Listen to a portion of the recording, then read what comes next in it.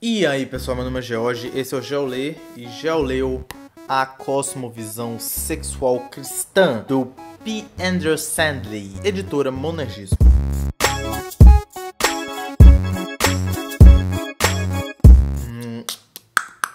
Eu quero apresentar esse livro pra vocês, mas quem ficar até o final vai ter um presentinho, hein? Pessoal, esse aqui é um lançamento da editora Monergismo que eles enviaram pra mim e eu não conhecia o autor, P. Andrew Sandley, né? Ou André, como eu acho melhor dizer. Eu gostei muito desse livro porque é um tema que eu estava interessado quando eu vi eles anunciando e eu fiquei muito feliz de receber esse título aqui para divulgação, para apresentação a vocês. Ele traz aqui o subtítulo seguinte: A Ordem de Deus na Era do Caos Sexual. Uma coisa interessante sobre esse livro é que ele fala de sexualidade, mas ele não fala naquele tom, digamos assim, mais prático, mais de aconselhamento, mais de orientação a quem tem vício com pornografia, por exemplo. Ainda que esses assuntos estejam relacionados ao tema do livro, ele trabalha muito mais uma questão de cosmovisão e de influência da sexualidade na mentalidade das pessoas em um âmbito de sociedade mesmo. Então a discussão dele está muito mais em um âmbito cultural do que pessoal, digamos assim, dentro de um ambiente de igreja, tete a tete. Ele tá falando do problema de sociedade. No primeiro capítulo ele fala de como isso começou e ele nos mostra a questão da revolução sexual, que foi quando as pessoas começaram a buscar uma sexualidade, uma ética sexual que fosse distinta da ética cristã, que fosse diferente, que rejeitasse a ética cristã. O problema é que essa busca, essa revolução para buscar algo diferente era visando um bem-estar. De certa forma, as pessoas entendiam que fazendo isso seria bom para a sociedade, bom para as pessoas, bom para as mulheres, mas na verdade só trouxe destruição para todas essas pessoas. É interessante que esse capítulo ele traz muita ironia, a ironia da destruição. Buscando preservar, houve só decadência. No capítulo seguinte, ele fala sobre essa perca de moralidade que começa a entrar na igreja. O capítulo é o seguinte: a ética cristã está fora de moda na igreja? E a resposta que ele dá é basicamente que não é para estar fora de moda na igreja por causa da Bíblia Sagrada. A ética cristã tem um fundamento na Escritura. É pela Escritura que nós entendemos que casamento é entre homem e mulher.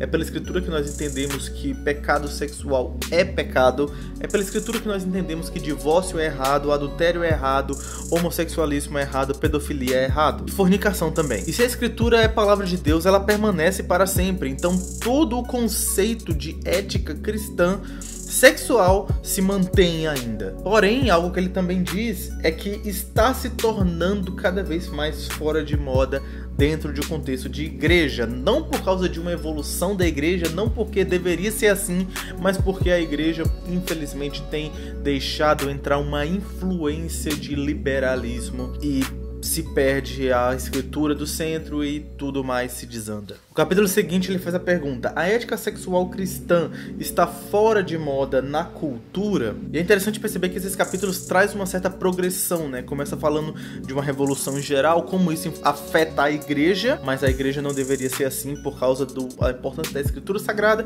Só que a escritura tem tudo a ver com a igreja. E o que dizer sobre a cultura fora da igreja? Então ele fala que a ética sexual cristã deve ser entendida como, sim, absoluto, como um padrão, mesmo fora de contexto de igreja. Algo interessante que ele diz é que Deus é quem ordena todas as coisas, é Deus quem ordena o casamento, é Deus quem proíbe a fornicação, o adultério. Os mandamentos de Deus não estão limitados apenas à sua igreja. E por causa disso, os homens que rejeitam a ética sexual cristã não estão rejeitando apenas um dogma de igreja, não estão rejeitando apenas um livro que é aceito em uma determinada comunidade. Eles estão rejeitando o próprio Deus. E ele dá um destaque bem enfático aqui sobre a questão do homossexualismo, porque não dá para falar sobre cosmovisão sexual sem falar desse ponto, porque é a grande briga, é o grande assunto de nossa época. E ele fala sobre o homossexualismo e o juízo de Deus com base em Romanos 1, como o Romanos 1 nos mostra que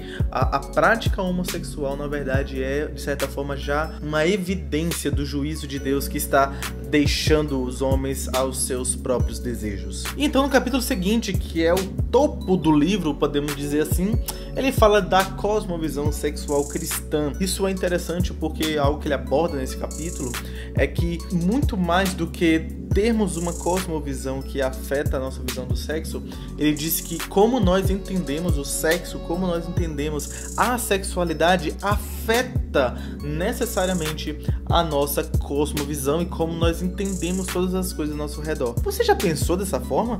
Tipo, o sexo como algo central a influenciar o modo como você pensa?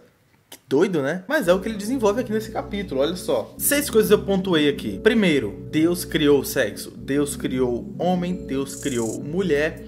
E por causa disso, homem e mulher não é um aspecto da cultura, não é algo que homens criam, mas é algo criado pelo próprio Deus. E isso não dá pra mudar. E todos aqueles que têm buscado mudar, buscando coisas que são diferentes, distintas disso, fora do caminho, tem encontrado bastantes problemas, porque não faz parte da natureza. Segundo, outra coisa que ele diz é que Deus criou homem e mulher como seres distintos e isso de certa forma reflete a distinção das 3 pessoas da Trindade e a questão relacional. O homem é criado para se relacionar com o outro que é diferente. Outro ponto que ele coloca aqui é a questão da procriação. Ainda que o casamento exista por causa da união de 2 pessoas, ainda que essas 2 pessoas possam ter prazeres e deleites sexuais que não necessariamente resultam em procriação, o casamento existe como potência para a procriação. Então esse é um aspecto da cosmovisão sexual cristã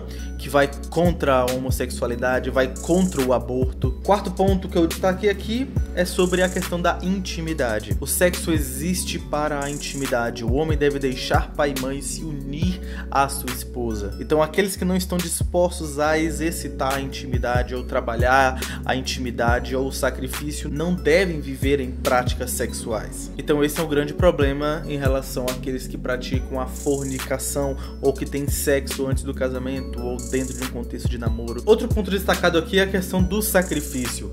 Isso é interessante porque homem e mulher não foram criados para se relacionarem, a gente já viu sobre essa questão de relação, para apenas o seu deleite, mas como sacrifício em favor do outro. O marido deve amar a sua esposa como Cristo amou a igreja. A mulher deve se submeter ao marido e auxiliá-lo, assim como a igreja é para com Cristo. Então, dentro de um contexto da sexualidade cristã, um serve o outro, um existe para o outro. Isso aqui praticamente acaba com todo o conceito de amor, de sexualidade que existe na nossa cultura atual. E por fim, o 6º ponto destacado é a questão da complementaridade. Um existe para o outro e eles se completam. Existem características que são próprias do homem, o homem é mais valente, o homem lidera, e existem características que são mais próprias da mulher. A mulher organiza, a mulher é cuidadosa, a mulher é mais sensível. E isso é algo que é bom, Deus criou para ser assim. E quando homem e mulher se unem, eles se fortalecem, eles se complementam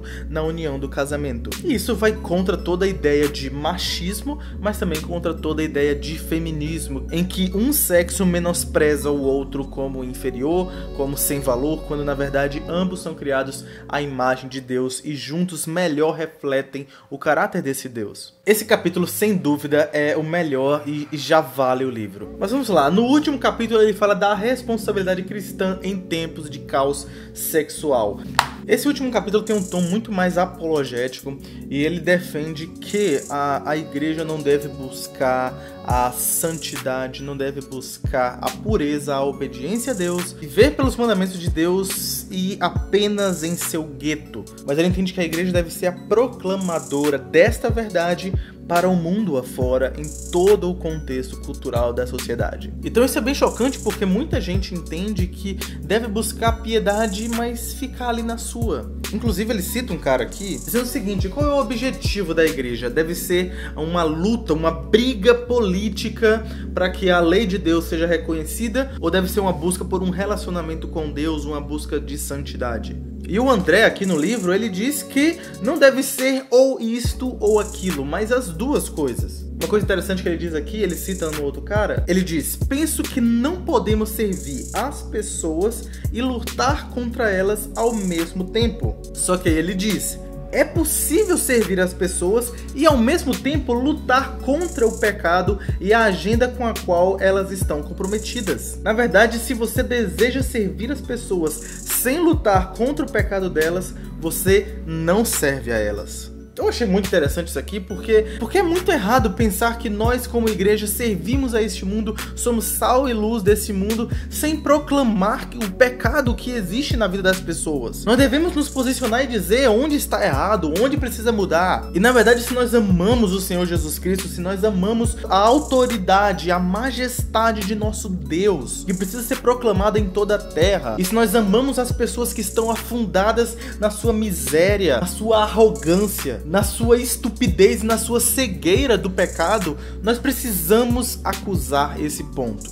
Não para a destruição delas, porque na verdade elas já estão destruídas em seu pecado, mas para a salvação, para que elas percebam isso e encontrem a alegria de serem salvas em Cristo Jesus. Então sim, a igreja tem o dever de ir à frente, de avançar, de proclamar a verdade para além do seu ambiente evangélico. Esse capítulo ele comenta muito mais, ele fala do papel do casamento. Uma coisa interessante que ele diz é que o casamento é algo que depende de Deus. O casamento é sagrado por causa de Deus, não por causa da igreja, e muito menos por causa do Estado. Então, por causa disso, por exemplo, nós devemos reconhecer um casal que não é cristão como verdadeiramente casados e, consequentemente, devem se ajustar ao padrão de casamento estabelecido pelo próprio Deus, que diz que eles são casados. Então, esse livro é realmente uma convocação para você questionar os padrões da sexualidade, tanto na sua vida pessoal quanto no contexto da sua igreja, mas também em sua sociedade,